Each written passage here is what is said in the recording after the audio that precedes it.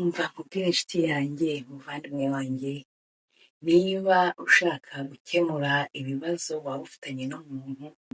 ukaba uvuga uti igihe kirageze ko aya makimbirane dufite ava mu nzira, tukabana nk'abavandimwe, tukabana nk'inshuti nyanshuti, ariko mukaba mukomeje kuzitirwa n'uko umwe muri mwe cyangwa mwese mushaka kuba mwagera kuri ibyo ngibyo, mutumva ikibazo mufite uko kimeze, mutacyumva kimwe, cyangwa se mutafite approach zimwe zo gushaka uko mwabikemura. Akenshi ugasanga ari hahandi tubona umugogwe uri mu maso ya mugenzi wacu ku buryo bwihuse kuruta kubona icyo twebwe dufite muri twebwe. Noneho ugasanga ko mushaka gukemura ibibazo biri gukorwa mu buryo butari bwo, budatuma bya bibazo bikemuka, ahubwo ugasanga birimo gukomeza kugenda muri bikomera cyangwa bigasubirira idubi, ugasanga bigera naho ushobora kuba byakurura urwango rugenda ruhererekanywa mu miryango, mu nshuti, ugasanga bigiye bihererekanywa mu bisekuruza. Rero iyo igihe kigeze abantu bagashaka kubikemura, uburyo bikemuka ntago ari ukwicara ngo ugende ubwire uwo mufitanye ikibazo ati ndashaka kuhinduka kubera abcd, ndabona umuriro bibiri gituma tutabana neza ni ukubera ko umeze gutyo, ubikora ibingi. Ntabwo abyumva neza kuko ubwonko bwacu ntabwo ariko bukora. Ushaka gukemura, gukosora gitera, ariko utagera ku muzi w'ikibimutera, kandi umuzi niwo ugomba kubanza kurandurwa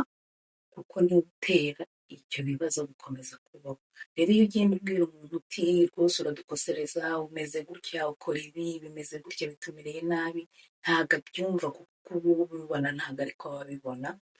uko ubyumva ntabwo ariko ababyumva, uko ubitekereza ntabwo ariko ababitekereza. Rero kuvuga ngo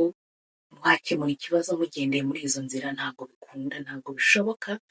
bikurura amatiku atarangira mu miryango, bigakurura inzangano zitarangira mu miryango. Rero ushobora gukemura ikibazo mufitanye na mugenzi wawe, ufitanye n'umuvandimwe wawe, ufitanye n'umuturanyi wawe,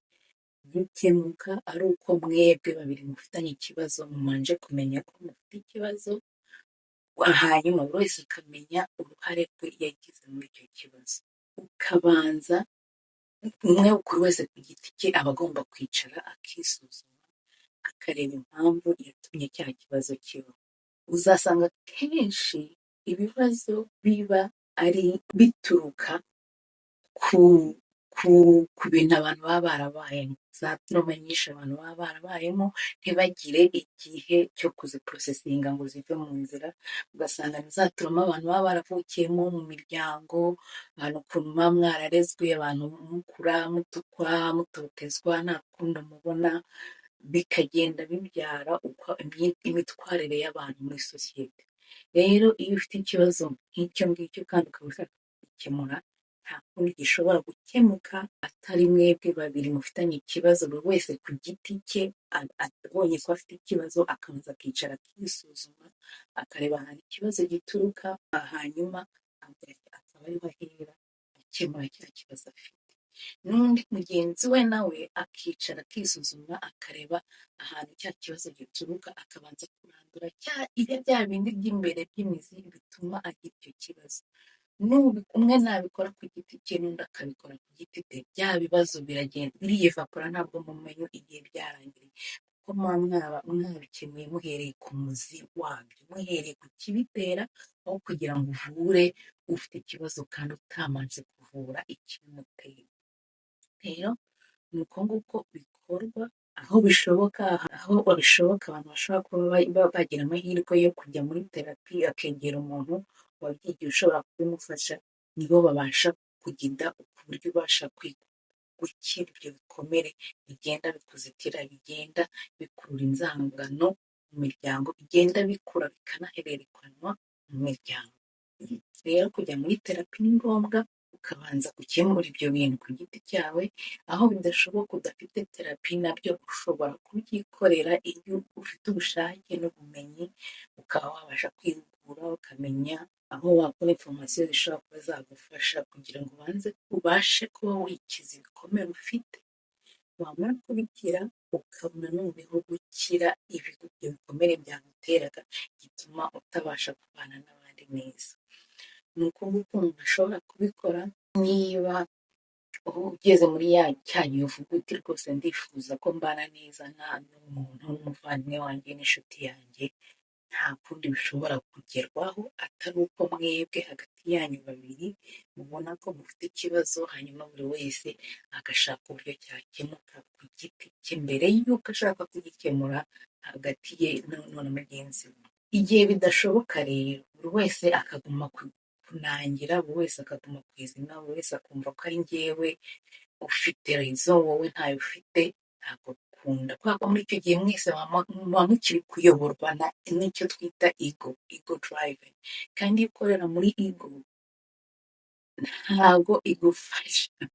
kubona kwisepara wowe ubwawe nk'umuntu ngo wisepare n'imyitwarire yawe, wisepare n'imitekerereze yawe, ku buryo noneho ugira uko ubona ikibazo ugitandukanije nawe, urimo kubasha kugikemura ugihereye ku muzi. Uko bikorwa ku bantu mwifuza kuba mwatangira kubana n'abandi neza, bigomba kubaho ari uko ari wowe bihereyeho wowe ubwawe, ari wowe ufashe icyemezo ukavuga uti igihe kirageze ko mbana n'uyu muntu neza, reka dutangire nkora kuri njyewe ubwanjye, mbashe gukira ibikomere mfite, mbashe gukira depression mfite, mbashe gukira ibintu byinshi bindwaniramo njyewe bigatuma ntabasha kubanira abandi neza. Iyo rero bikoze ubwo washakaga ko mwiyunga mwe mufitanye ikibazo we ntabikore, bishobora kutagenda neza, wa mubano n'ubundi ntukunde. Muri icyo gihe rero niba wowe ubona ko igihe kigeze ariko undi ntabibone, hahandi ntabwo bizakunda kereka wa wundi nawe abibona. Iyo bidakunze rero niwe ugomba gufata icyemezo ukavuga uti naragerageje bihagije kuba nagirana umubano mwiza n'uyu muntu, ariko ndabona we adashaka gufata